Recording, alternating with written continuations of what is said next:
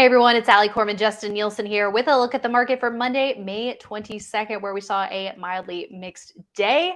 And we've got a couple of stocks that we want to highlight, don't we, Justin? Yeah, we'll take a look at Shopify today, also 10x Genomics, and we'll end with Kinsale, Okay, some otherwise known as Kinsale if you're David Chung, just for inside joke. Inside joke that you all can be a part of. right. We will get to those three stocks, but first let's take a look at the major indexes today. So the NASDAQ up 0.5%, but it was the Russell 2000 that led today up 1.1%. Also on the upside, but barely, was the S&P 500 up just fractionally. The Dow was on the downside, down about 0.4% today. But great to see that we're not just immediately giving back the strong gains that we made last week, Justin, especially on the NASDAQ. Yeah, and I mean, look, we were on IBD Live this morning, and things were, shaping up. It was looking to be a stronger day, so we would, of course, love for it to last throughout the entire day, but it's not giving up ground either. So that's a plus. And Right. I have to say that it's actually, I mean, when you look under the surface, advancers versus decliners, advancers I'm showing on the Nasdaq at around 2,800 versus the decliners of around 1,600. So that's not too bad. I mean, if you're seeing more advancers now, granted, sometimes what can happen with the indexes, the way that they're weighted, does make a difference, and we'll Yeah. get into that. But certainly not a disaster of a day. And look, the Russell 2000, the fact that it did outperform, a lot of that can be kind of tied to the banks. They do have a lot of bank exposure there, and KRE did have a 3% plus move today. So that's part of what was helping the Russell 2000. Mm-hmm. So it's not like there was a rush to small caps. It was just that strength in banks that was really Mm-hmm. kind of moving that. Absolutely.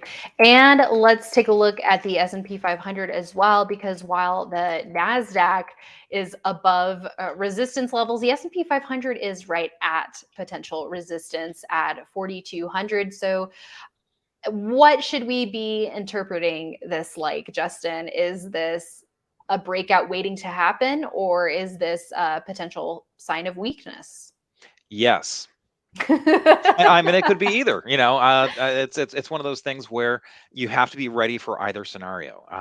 We've come up to this level before, we've gotten turned away, but one of these times it's going to come up to this level and it's not going to get turned away. So you have to be ready for that and have your list of stocks, watch list stocks ready to go.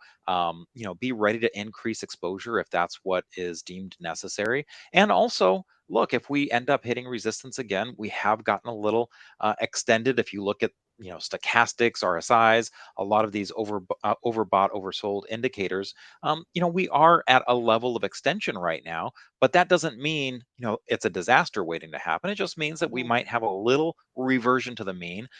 So that's why the pauses that we've seen over the last couple of days aren't anything to be too concerned about. Right. And that can just kind of build the platform for the next move. Mm-hmm. And we know that the mega cap tech stocks have been doing all the heavy lifting as of late. So here's a look at QQQ. Let's take a look at the equal weighted NASDAQ 100. So we did see it pick up a bit last week, up about 0.5% today. So outpacing the QQQ gain of 0.3%. Yeah. So again, we already talked about the advancers being better than the decliners. That was on both the NASDAQ and the NYSE. I mentioned the NASDAQ numbers just to give everyone the NYSE numbers that I have right now. I'm showing 1900 versus about 1250. So NYSE composite, or not composite, exchange, also showing advancers over decliners. And not only did QQEW, the equal weighted, outperform the Qs, the regular market cap weighting for the Nasdaq 100, but also RSP, the equal weighted of the S&P 500, also outperformed slightly the S&P 500, whether you're looking at SPY or the S&P 500 index itself. So, that's also kind of showing a little bit of this under the surface. Things are improving a little bit on the on the side of the breadth. Now, it has a ways to go, and one of the things we've been watching is the NASDAQ advanced decline line. If you go to GMIAB, you can see that it does have some work to do here, but it is starting to try and make a move up. We just have to see if we can get something lasting, kind of like what we saw in January.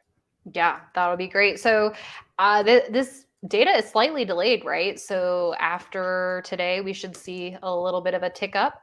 A little bit better, and that's just what we need. We just need a few days, a little bit better, a little bit Hmm. better. If we can trend there, then that's all it takes to kind of turn that around. And look, while we're at it, another thing that we kind of track is the new highs versus new lows. We have been showing some more new highs versus new lows. If we just use NASDQ as an example there, you can see our latest reading. And again, this not, needs an update, but our latest reading, 99 new highs versus 77 new lows. So that's good for a day, at least moving in the right direction. But what we really want to see is down below, where you have those marks, the pink line and the blue line at the very bottom.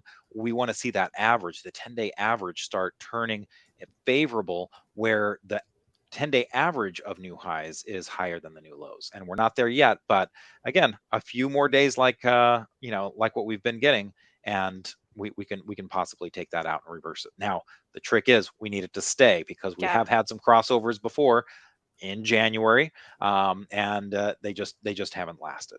Hmm. So let's see if this is the time that it'll stick. We are seeing a lot of encouraging signs, and we want to see that continue for sure.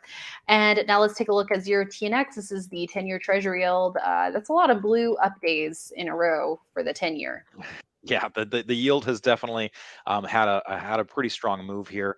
But before, you had these strong moves in the 10-year yield, and that was really something that killed stocks. Uh, that kind of correlation isn't happening this time around. You're really kind of seeing a nice holding of gains, and the 10-year Treasury is not bringing it down. Just use August as an example. You see that big move that the 10-year Treasury yield had from August to November, and from August to October, it was a pretty remarkable decline in the indexes during that time. Hmm. Okay, and now let's take a look at the dollar too, because we've been keeping track of this as well with yields up, dollar up, but still below its peak from earlier this year. Yeah, below its peak. Look, I'm going to Europe next month, so I want a stronger dollar. I want my dollars to go further, so that's not too bad. But it does look like it could potentially challenge that 200-day moving average line again. It Hmm. did that in March, and then uh, we started getting some banks failing, and so that kind of put some pressure there. But we can see if it can get back up to that 200-day level and potentially surpass it this time. Okay, and a couple of highlights here for sector ETFs. Here's the consumer staples, Justin. And I know when you and I looked at this recently, where we were wanting to see it back off, not necessarily break down, but money's got to rotate out of somewhere and into somewhere else. And if money is rotating into staples, it's a very defensive area. So to see money rotating out of staples, good for growth. Potentially. I mean, that money's got to go somewhere, right? So the fact that it is getting a little bit more of a move away from the staples is good. And you had a few of the big heavyweights in that ETF, like PepsiCo, Procter and Gamble, down. A decent Hmm. amount. Coca-Cola, they were all down 2% or more. So that was kind of making some pressure on the day. But again, what's nice here is that this seemed like it was just doing so much better than the growth areas. Compare this to SMH, for instance, where SMH was kind of struggling recently around its 50-day moving average line. XLP was kind of moving above it and getting extended above it. So it's nice to see that kind of shift. Certainly for our style of investing, where we're growth investors, it's going to be a much better environment for us if we're seeing chips moving, as opposed to Hmm. Coca-Cola, Pepsi, and some of the some of the old guard, the dividend paying stocks that people just think of as the safety nets. And man, chip stocks really turned up the heat last week. Yeah, I mean that was a really strong move. And look, a lot of eyes are going to be on the Nvidia earnings that are going to Hmm. come later this week. Um, And more importantly, with a lot of these moves that we did see, we are seeing the gains hold here. So if you go to a weekly chart on any of these stocks or ETFs, you're just seeing a nice move from last week, very strong. And today's action just isn't giving up any ground. So if that can continue for this entire week, I would say that's a win. And one more I'm going to throw at you, Ali, that I hadn't put in our notes was FFTY. FFTY, I just wanted to point out that actually did have a nice day of outperformance today, up 1.2%. So again, we Nice. use this as a proxy for growth. And so this is an area that was showing some strength. A lot of that did have to do with DraftKings, which had a phenomenal move. We were talking about that on IBD Live this morning. But again, you're getting more of the growth areas showing strength, and FFTY definitely reflects that. Mhm. We'll take it. Okay, another growth stock flexing its strength today is Shopify. So finished the day up 3.1%, some above average volume, and definitely a lot higher than the last number of trading sessions where it pulled back in an orderly fashion following that strong couple of days on the earnings report. So looking potentially actionable here, Justin. Yeah, actionable enough that both Swing Trader and Leaderboard products by IBD took a stab at this. Now, for Swing Trader, we had actually taken a stab on this last week. You can kind of see how it had a reversal on the 17th. Didn't make too much progress on that day. It was kind of still a very tight day, but as it was looking stronger the next day on the 18th, we did take a stab at it. We got shaken out. We had a really tight stop on this. We didn't really we gave it to the end of the low of that day, but maybe it needed a little bit more room. So we took another stab at it. And look, Mhm. sometimes you're going to be buying stocks and having these tight stops. You're going to get shaken out. It's not quite ready yet, but you sometimes have to give them another shot because they might not be, you might have the right stock, wrong time. And if you just give it another chance, or maybe two, you might find that you can easily wipe away the small losses with a big gain. So that's what we're looking to do here on Shopify. All right. Next on our list, let's take a look at TXG. This is 10x Genomics in the medical products group, which is now ranked 11 out of the 197 groups that IBD tracks, with a breakout today accompanied by heavy volume and an RS line blue dot. hmm Now, it's worth mentioning. I should have mentioned this with Shopify too. I mean, the Shopify is number 36, the computer software enterprise group out of 197. So we're seeing a lot of improvement there. Mhm. 10x Genomics, number 11, so even stronger. And for both of these, it's important to kind of take that step back and look at the weekly chart. Look, there was a lot of damage done to a lot of these stocks, but Yeah. look at how 10x Genomics is really holding that 10-week moving average line since the October lows. And so that's a positive. We've been back above the 40-week line really since the beginning of the year, and it's just holding up really nicely. And what you just recently saw was much tighter action. We're in this flat base area, only 11% depth for this flat base. And, volume for the most part really dried up there. So a breakout here, we only have one day of the week. So don't be too concerned that it's low right now. If you switch back to the daily, you can see that there was some volume accompanying Mm-hmm. the move today, definitely above average. And so that's kind of what we'd like to see. We haven't been seeing volume accompanying a lot of these breakouts and these early entries that we've been seeing. So having the volume does show a little bit more conviction here, Right. and that's something that we're looking for more of. And it also had some nice volume on its earnings report. So the more blue volume that can kind of accumulate here shows Mm-hmm. more institutional investors' involvement. Yeah, I really like all of these blue volume spikes on the weekly chart. Definitely stands out there. And this company is turning profitable. It's expected to turn a profit in 2023, which ends at the end of this year. So, we only have one quarter here that's been reported, so has more time to get those numbers in there. And next year, expected to become even more profitable. So that's a huge annual growth estimate there for earnings for next year.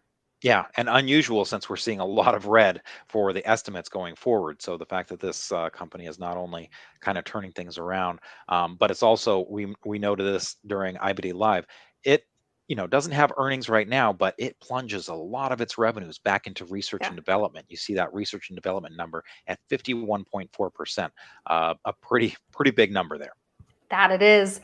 Okay, and last on our list, KNSL. This is Kinsale. It's in the insurance area, and we got a strong quarterly report last quarter. So this is an insurance stock showing very strong growth, especially over the last couple of quarters. And we're seeing a constructive setup here. Walk us through it, Justin.